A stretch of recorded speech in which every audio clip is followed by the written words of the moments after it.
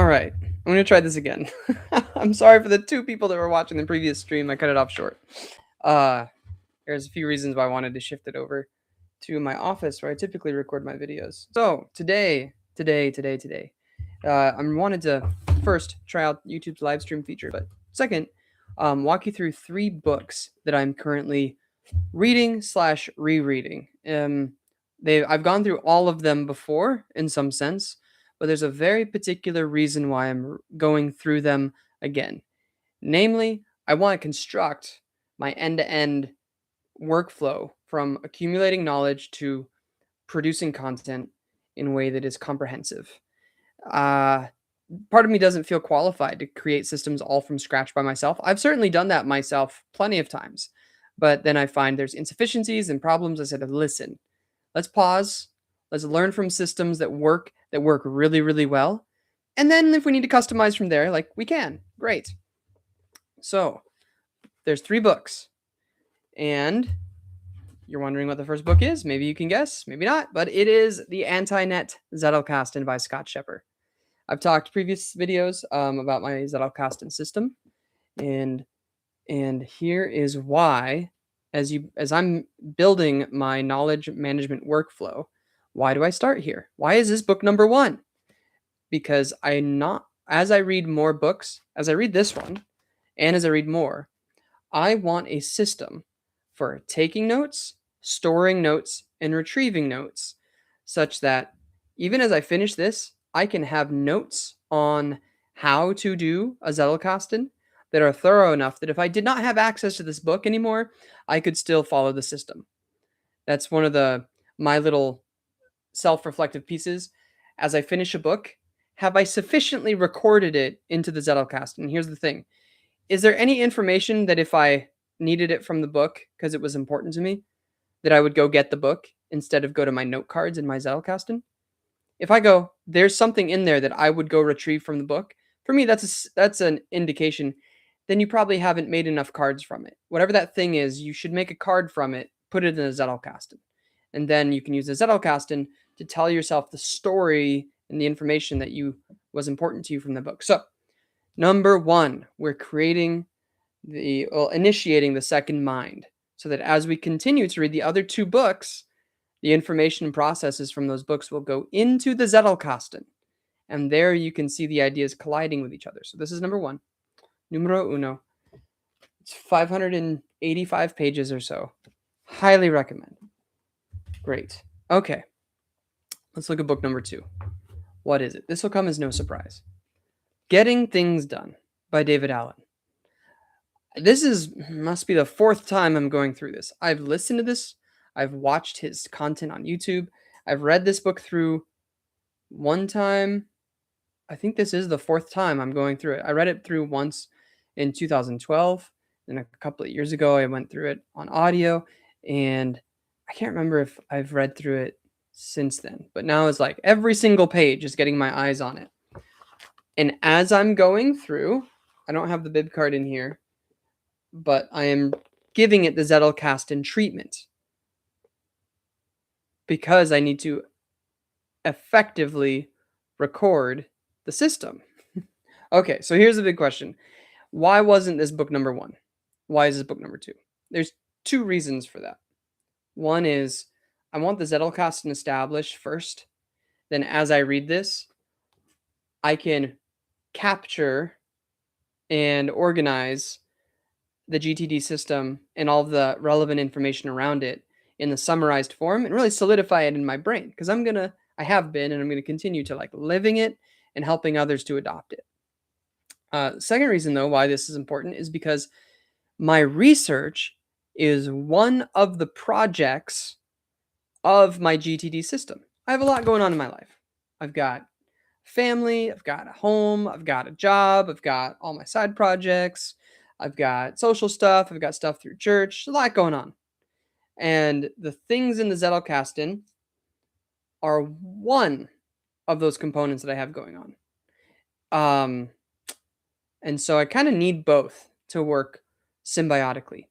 But getting things done is number 2, so that I can have the full spectrum of responsibilities in my life in one system.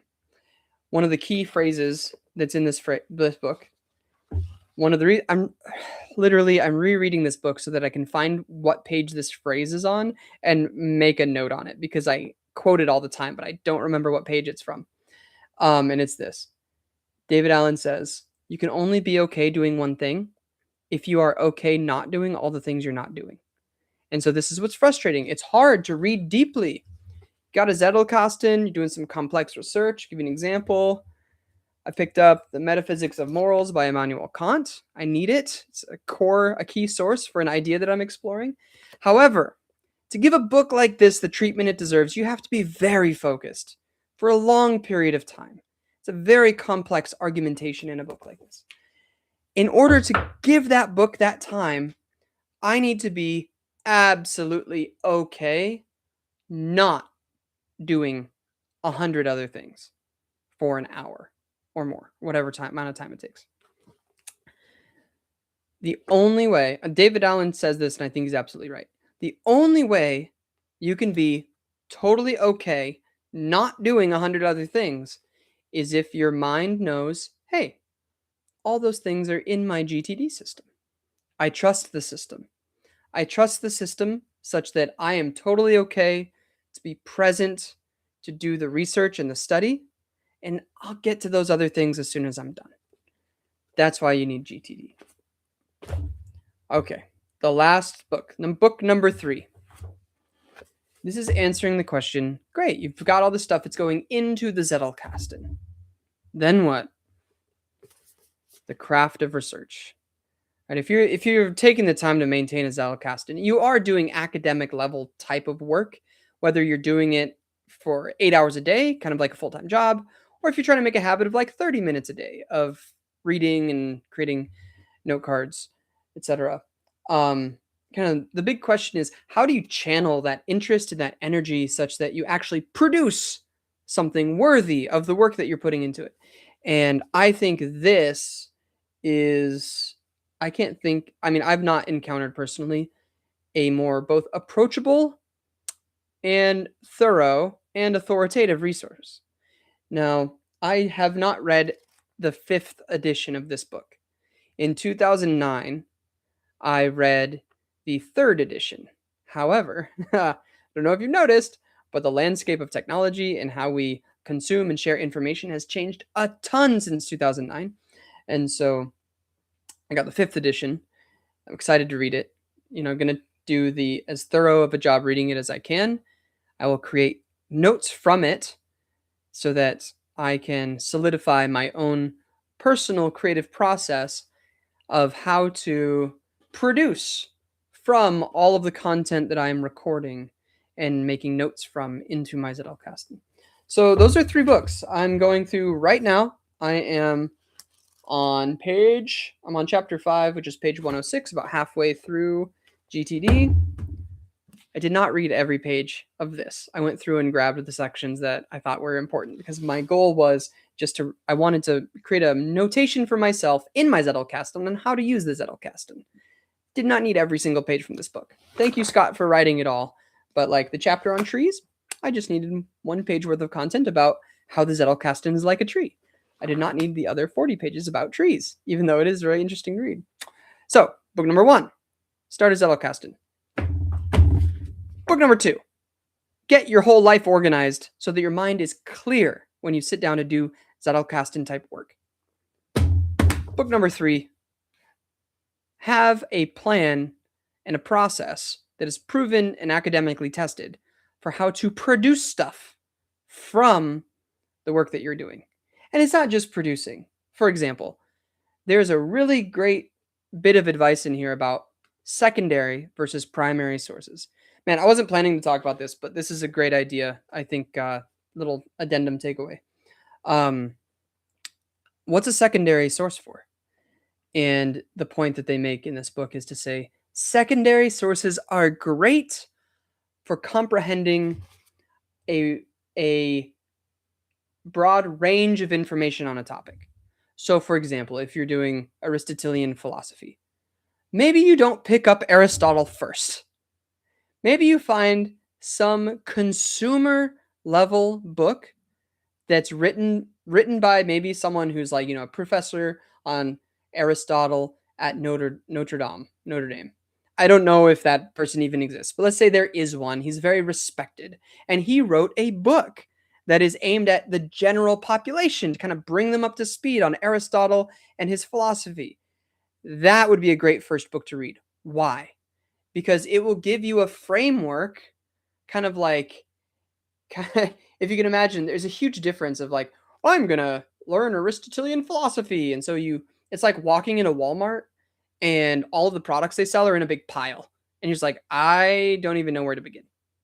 Whereas, if you read the secondary source first, if you read that book by that professor first, it's as though he's going to lay out all the different categories and how it's organized, and so it's like walking into Walmart then, and it's organized into aisles and sections, and you go, oh, I don't have to read the entire corpus of Aristotle's works now to get organized. This secondary resource, this book, provides a level of organization for me, and now I have some context of which primary documents to dive into and really spend my time on. So, anyway, maybe that's a useful little tidbit, maybe not, but those are the 3 books. I'm reading them right now. You can expect them to color the content that I have coming out over the next few months. Thanks for watching. Peace.